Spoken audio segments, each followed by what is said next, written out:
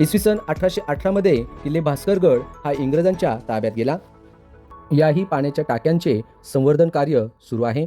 लवकरच हे पाण्याची टाकी मोकळा श्वास घेतील.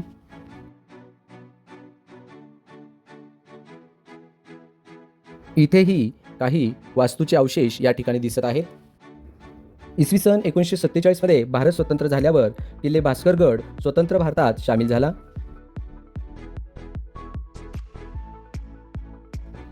समोरील बाजूस गडाची तटबंदी होती, परंतु सध्या पूर्णपणे ती तटबंदी पडलेली आहे. आजच्या दिवसाचे दुर्ग संवर्धन कार्य संपन्न करून परतीच्या मार्गावर पार्किंगपाशी करण्यात आलेली भोजन व्यवस्था,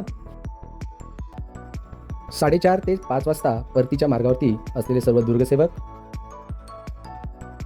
परतीच्या मार्गावर असताना किल्ले हरिहर पुढच्या वेळी माझ्याकडे या असे जणू काही खुणवत होता.